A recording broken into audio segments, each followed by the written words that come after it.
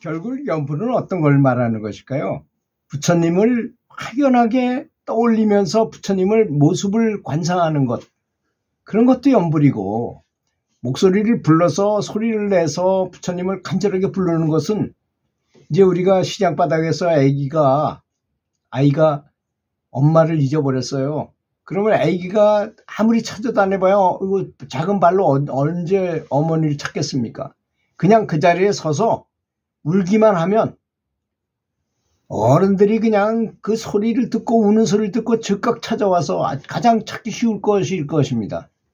그런 것이 바로 연불이라 그래요. 그런 것이 바로 칙명연불이라 하고, 또 하나는 진리의 세계, 부처님의 진리의 세계를 아주 실질적으로 생각하는 것, 뚜렷하게 생각하는 것을 실상연불이라고 또 하기도 하지요.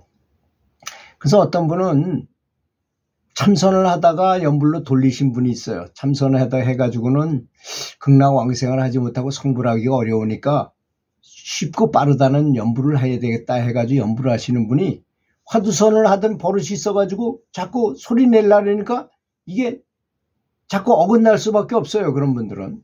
저도 물론 그랬습니다. 저는 화두선은 아니지만 전 뭐 화두선을 했고 무자 화두를 들었던 그 화두선을 했고, 그 다음에 중국 기공을 배울 때는 이 에너지 센터를 활성화시키는 그런 뭐 하단전에다 기를 모으기도 하고, 또 여기 상단전에다가 빛을 모으기도 하는 그런 수련을 했어요.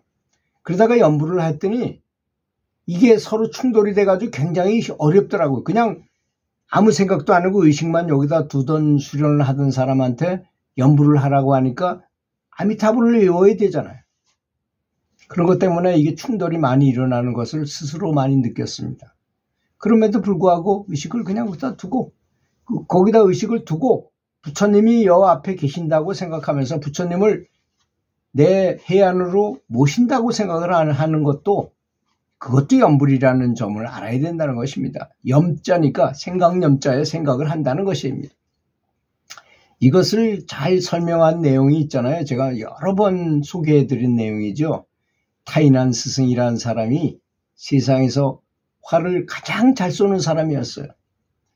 이 사람이 어느 정도로 대단한 경지에 있었느냐면 뭐 멀리 있는 걸 관역을 맞추는 거는 말할 것도 없고, 지나가는 개한테 딱 활을 쏘면 아주 작은 화살을 쏘면 개의 이빨 사이에 딱 꽂히면서 개는 다치지 않고 이빨 사이에 딱 꽂히게 하는 비상한 재주가 있었다고 합니다. 그거는 진짜 아무나 어떤 명공이라도 하기 어려운 거잖아요. 그 사람의 가장 높은 경지의 필살기가 바로 개 이빨 사이에 탁 꽂히는 거였다고 합니다. 그런데 그렇게 활을 잘 쏜다 소문이 들으니까 이 사람이 여러 사람 가르치다 보니까 어려워서 왕궁에 있는 왕자들만 골라서 가르치면 편하잖아요. 먹을 것도 많이 주고 월급도 많이 주고 또 대접도 좋게 받고 좋은 것도 많이 먹고 그러니까, 그래서 왕궁의 왕자들만 가르쳤다고 합니다. 근데 어떤 젊은이가 타인한 스승처럼 나도 활을 잘 쏘고 싶다. 그래서 타인한 스승을 찾아갔어요. 그 왕궁이 있는 데에 별채에 있는 그 별궁으로 찾아갔어요. 그래서 너 웬 놈인데 여기로 왔느냐? 그러니까 제가 스승님한테 활 쏘는 법을 좀 배우고자 해서 왔습니다.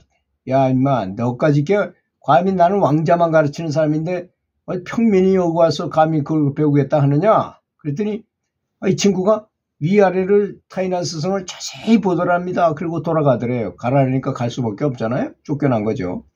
그래서 집에 오자마자 흙으로 그 타인한 스승하고 똑같은 뭐 똑같지는 않겠지만 이걸 타인한 스승이라고 생각하고 토상으로 만들었다. 불상처럼 토상을 만들었어요. 그리고 타인한 스승이야. 타인한 스승한테 매일같이 연불을 하는 거죠. 말하자면 계속 타인한 스승을 부르면서, 그리고 나가서 이제 활쏘기 연습하고 그랬답니다. 그래서 3년 만에 지나가는 개가 있어서 개한테로 딱 활을 쏘았는데 정말 이빨에 딱 꽂히는 그런 비수를 이 사람이 할 수 있게 된 거야. 하나도 배운 거 없잖아요. 스승만 얼굴만 보고 왔잖아요. 그럼에도 불구하고 자기한테 그 비술이 전해졌다는 것입니다. 근데 그게 마침 그 개가 왕자들이 키우는 개였어요. 그래서 아무리 이거 다치지는 않았지만 깜짝 놀라잖아요, 개가. 그래서 깨갱깨갱 하면서 자기 집으로 돌아가서 딱 보니까 왕자들이 보니까 자기 스승이 쏜 것 같이 딱 꽂힌 게 있는 거야. 그래서 왕자들이 스승을 의심하기 시작했어요. 아니, 이 양반이 우리한테는 이런 비술을 안 가르쳐주고 어떤 놈한테 이걸 가르쳐줬길래 이런 걸 할 수 있는 사람이 있는가 하면서 막 따졌어요. 이제 왕자들이 쫓아가서 타이난 스승한테. 그래, 난 가르쳐준 적이 없는데 가만 한번 찾아봐라. 그 사람이 누군지 한번 좀 데리고 와봤으면 좋겠다 해가지고 왕자들이 우르르 몰려나와서 쫙 뭐 그 동네는 뻔하잖아요. 그 동네 어느 곳을 가니까 일단 집에 안에서 그 어떤 토상을 놓고 그 앞에서 탁 묵념하고 기도하는 사람이 있더라는 것입니다. 그 자네가 이 화살을 쏜 사람인가? 하니까 맞습니다. 그 활 쏘는 법을 누구한테 배웠는가? 하고 물어봤어요. 타이난 스승한테 배웠는데, 잘 됐다. 그래서 이제 그 사람을 데리고 갔어요. 타이난 스승한테. 그들이 타이난 스승이 물어봤어요. 자네 그 전에 한번 왔던 적이 있던 사람인데, 나는 자네한테 아무것도 가르쳐준 적이 없는데 어떻게 그런 비술을, 내가 쓴 비술을 할 수 있었는가? 했더니, 자기가 그 이마저마해서 스승님하고 똑같은 토상을 만들어 놓고 매일 스승님의 명호를 부르면서 스승님을 그리워하고 스승님의 활 쏘는 비법을 찬양하고 그러고 나가서 연습하다 보니까 어느 날 갑자기 스승님의 그 능력이 나한테 전해졌습니다. 여러분, 이것이 바로 연불의 의미인 것입니다. 이 사람이 한 게 무엇입니까? 그 타이난 스승의 모습을 그대로 토상으로 만들어서 불상처럼, 그래서 그분에게 예배드리고 그분을 찬탄하고 그분을 닮아가기 위해서 노력한 거잖아요. 근데 그 능력이 저절로 전수됐다는 것입니다. 이게 바로 연불의 묘리인 것입니다. 이렇게 하기 위해서 연불하는 것입니다. 부처님은 영원히 한량없이 자비로우신 분이십니다. 부처님께서는, 우리 내면에 있는 부처님께서는 복수하거나 질투하지 않습니다. 부처님은 영원한 자비이기 때문에 너그러운 용서를 잘하시는 분이라는 것입니다.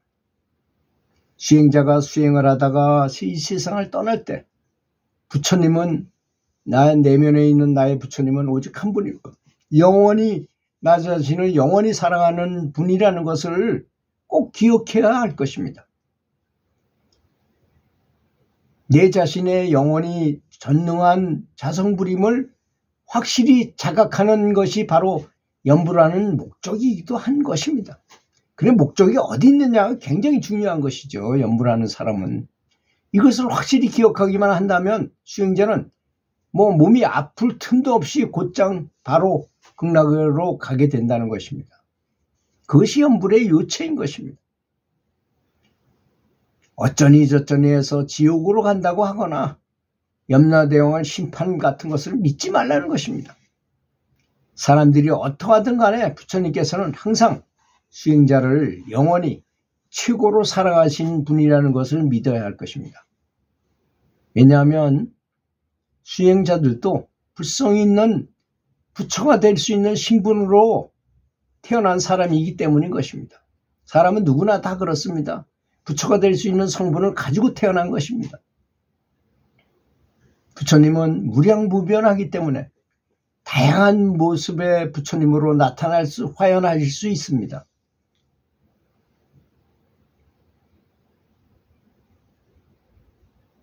그래서 연불을 하면 영혼을 달래주고 심신을 지극히 안정시켜주고 잠재적인 지혜, 우리 마음속에 잠재해 있는 이 지혜를 열어주고 다시 부처님의 진실한 사랑을 받게 하고 다시 성자가 되도록 이끌어주시며 전처럼 다시 천상의 존재가 원래 내가 있던 곳, 원래 본향, 원래 고향으로 돌아가게 한다는 것입니다.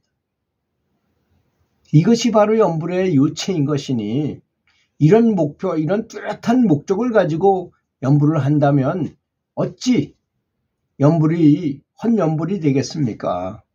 그래서 어떤 목표를 가지고 무엇 때문에 연불하는지 이런 구체적이고 분명한 이유를 가지고 자신감을 가지시고 확실하게 믿으시고 연불하시기 바라겠습니다. 들어주셔서 감사합니다.